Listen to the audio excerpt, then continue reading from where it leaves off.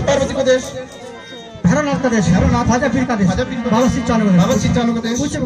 हम आपसे पूछते बाबा आपके खड़े माता लालिका बनी, अरे लालिका बनी तो हमारे खाने की सरदारनी है, वो हमारे वो आदि शक्ति है, माता दाने के रूप में से जानते हैं। ये वो शक्ति है जो हमारे संसार के अंदर जो है 360 निशानियां हैं कुछ और जितने भी संसार के अंदर शमशानी शक्तियां हैं हमारे आदेशों को नियंत्रित करती हैं।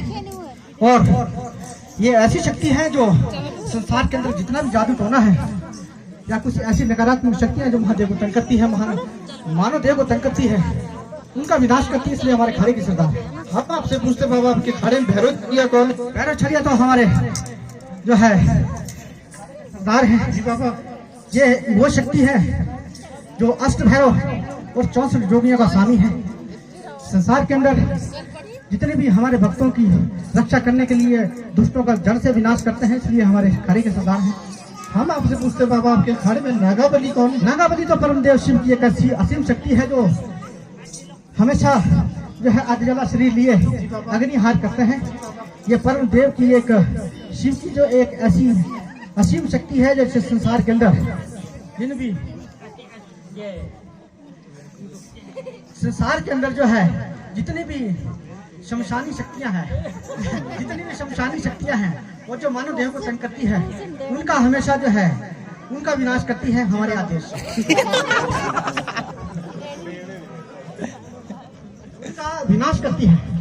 तो बाबा नीले घोड़े का सर भक्त हम स्वयं हैं जी बाबा। संसार के कल्याण के कर हमें करने के लिए संसार के कल्याण के लिए रूपों में सवारियों के आना पड़ता है हस्तबली के रूप में। हस्तबली और हमारा एक ऐसा जो है साधन है जिसके पीछे हमारी पूरी सेना चलती है, चाहे वो नागाबली है, चाहे वो माता दानन है, चाहे वो भैरवनाथ है, चाहे और कोई भी शक्तियां हैं, हमेशा भैरवनाथ हमारे हस्तबली के साथ चलती है।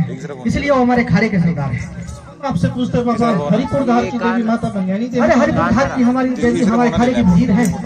ये भी आदि शक्ति है, ये भी वो शक्ति है जो हमारे भक्तों की हमेशा रक्षा करती है।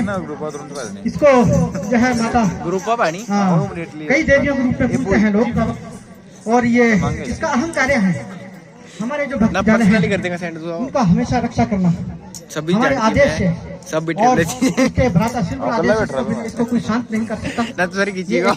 अगर क्रोधित होती है तो बहुत ज्यादा होती है।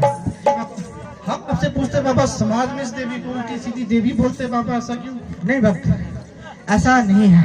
मेरा समाज के लिए संदेश है ऐसी देवियों को ऐसी शक्तियों को हमेशा अपशब्दों से पुकारना अच्छा नहीं है। विधाता ने देवलोक की स्थापना कुछ तरह से करी है। चाहे देवता है तो संसार के कल्याण के लिए है, देवी है तो संसार के कल्याण के लिए है। इसलिए संसार को मेरा एक संदेश है, अगर वो देवी है तो उसको देवी के रूप में पूजे, अगर देवता है तो देवता के रूप में पूजे। लेकिन अगर आप जिस भाव से उनसे ध्याते हैं वो ऐसा फल देना शुरू करती हैं। इसलिए समाज को सचेत और जो है सचेत करना हमारे कार्य है। अब बाबा कलयुग शुरू हो चुका है और आपको कलयुग में अटल नहीं है जिस सरकार की। अरे भक्त आपने तो प्रश्नों की झड़ी लगा दी है। कलयुग में आपका राज है। अरे भक्त ऐसा है जिस समय हमारा द्वापर युग के अंदर नारायण से मल्ल युद्ध हुआ जी बाबा, उस मल्ल युद्ध के अंदर 22 दिन तक युद्ध चला। ना नारायण हार रहे थे ना हम हार रहे थे, ना नारायण जीत रहे थे ना हम जीत रहे थे। उस पक्ष में हमने क्या देखा कि अपने इष्ट देव का ध्यान किया तो हम देखते हैं कि दो शक्तियां आपस में लड़ रही थी। जब दो शक्तियां आपस में लड़ रही तो हमने निर्णय किया नारायण का जन्म तो धर्म की स्थापना के लिए हुआ है, सत्य के स्थापना के लिए हुआ है। तो अगर नारायण हारते हैं तो धर्म हारता है, नारायण हारते हैं तो सत्य हारता है। अगर ये सब चीजें हारती है तो पूरा मानव जाति हारती है। इसलिए भक्त हमने निर्णय किया कि मानव संसार को एक संदेश देते हैं, उस नारायण को एक संदेश देते हैं, अपना दाहिना घुटना दबाकर हम संकेत देते हैं कि हम आपके आगे जो है दाहिना घुटना दबाकर आपसे हमने जो है हार स्वीकार कर ली है।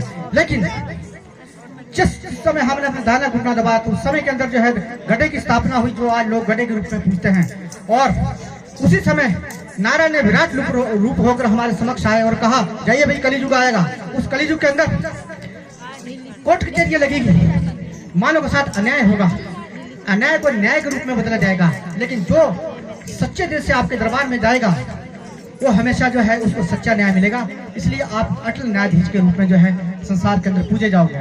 यही हमारे अटल न्यायाधीश की जो है परम कहानी है।